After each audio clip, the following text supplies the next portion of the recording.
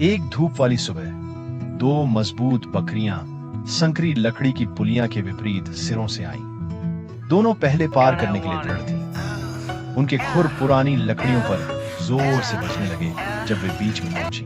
हटो! काले बकरे ने पैर पटकते हुए मांगा। तुम हटो! सफेद बकरे ने अपने सींग नीचे करते हुए मिमियाया। जैसे ही उन्होंने एक दूसरे को धक्का दिया, पुल खतरनाक तरीके से चरमरा गया।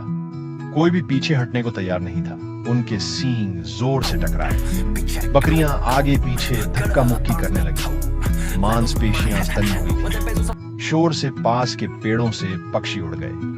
नीचे नदी तीखे पत्थरों पर बह रही थी। अचानक रेलिंग टूट गई। दोनों बकरियां एक तरफ लड़खड़ा गईं।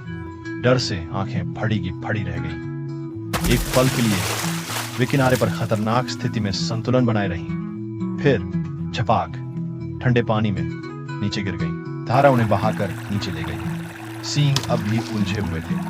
वे चट्टानों से टकराए, घबराहट में मिमियाते हुए। उनका भारी ऊन पानी में भीग गया, उन्हें सतह के नीचे और गहराई की ओर खींचते हुए।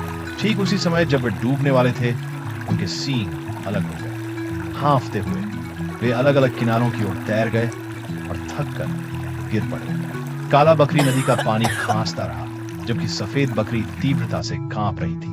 घंटों बाद एक समझदार बूढ़ा बकरा पुल पर आया। टूटी हुई रेलिंग देखकर उसने पुकारा, यहां क्या हुआ?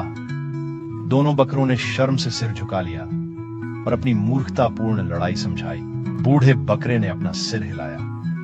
अगर तुम में से कोई एक पीछे हट जाता तो दोनों सुरक्षित पार कर सकते थे। जिद्दीपन ने नदियों से ज्यादा बकरों को डुबोया है। उसने मुड़कर आसानी से पुल पार किया। अगले दिन बकरियों की फिर से मरम्मत किए गए पुल पर मुलाकात हुई। इस बार काले बकरी ने झुककर कहा, पहले आप। सफेद बकरी मुस्कुराई, नहीं, कृपया आप पहले। उन्होंने बारी बारी से सुरक्षित तरीके से पुल पार किया। उस दिन से घाटी के सभी बकरियों ने इस नए नियम का पालन किया। पुल पर मिलने पर छोटा बकरी हमेशा बड़े को रास्ता देता है। विवाद समाप्त हो गए और कोई बकरी फिर कभी नहीं गिरी। काले और सफेद बकरियां दोस्त बन गईं। अक्सर एक साथ चढ़ने लगीं। वे जवान बकरियों को अपनी मूर्खता भरी लड़ाई के बारे में चेतावनी देते, अपने गिरने के कारण हुए घाव दिखाते। पुल पीढ़ियों तक मजबूती से खड़ा रहा, समझौते के मूल्य की याद दिलाता। और इस तरह हरी भरी घाटी में बकरियां शांति से रह रही। पुल के नीचे बहती हुई नदी अब भी गुनगुनाती है, लेकिन अब उसका सुर नया बदलाव किया था। घमंड पीछे हटने से ज्यादा महंगा होता है और दयालुता उन पुलों को ज्यादा मजबूत बनाती है जिनकी लकड़ी कभी बना नहीं सकती।